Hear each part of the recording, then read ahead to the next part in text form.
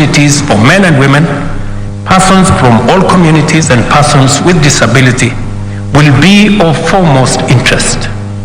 Equally, critical will be the mainstreaming of a comprehensive agenda for Kenyan youth, including training, apprenticeship, industrial attachment, and internship, access to government procurement opportunities, and entrenchment of the digital and creative economy.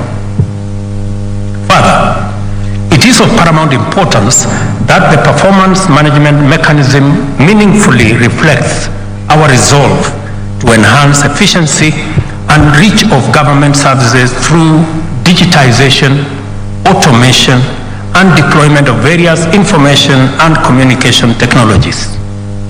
Kenya is a regional, continental, and global champion of a just transition to clean, green industrialization. Our credibility in this cause is founded on demonstrable commitment to green up our national power grid, restore degraded landscapes and ecosystems, conserve forests, water towers, wetlands, and other carbon sinks, and promote heavy investment in wind, solar power, and in addition to hydro and geothermal power. We are also promoters of e-mobility and sustainability across every sector. This magnitude of our commitment to the green agenda is further demonstrated by the fact that Kenya will host the Africa Climate Action Summit in Nairobi between 4th and 6th of September this year.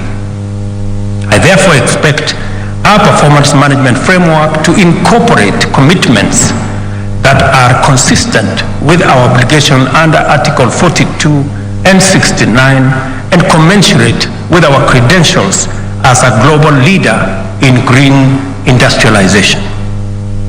Because of the urgency in delivering our commitments and providing services to the people, the need to ensure that every shilling of our increasingly scarce resources delivers its fullest value, and the requirements of transparency and accountability. The government is determined to reinvigorate performance management as a means of motivating, facilitating, and coordinating the public service in our delivery of the mandate that has been given to us by the people of Kenya. At this juncture, I must emphasize the need to ensure completion of viable, budgeted for, and already commenced projects and programs before we embark on new ones. I ask Cabinet Secretaries, Principal Secretaries, Chief Executive Officers of state corporations, and principals of tertiary institutions to use performance contracts to ensure that projects and programs are completed on time and within available resources. As I have said before, we made a commitment that we are going to steer the country away from the cliff where we were heading in terms of our economy.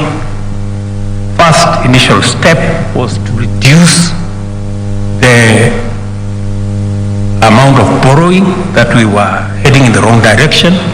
We did decide as a government that though we had agreed with our development partners, including our multilateral lenders, on a fiscal deficit of 6.2% of GDP, we deliberately decided that we're going to come down to 5.7% of GDP as our commitment to a new trajectory of ensuring that Kenya lives within its means. And as a government, we live within our means.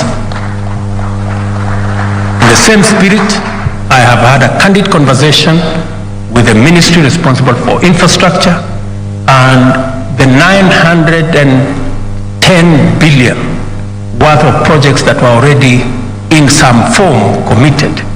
We've scaled it down, and I had a long meeting with all the agencies under the Ministry of Transport and Roads to scale it down. I think we have shaved another 250 billion out of that so that we can stagger the project. The projects, deliver on the ones that are of immediate already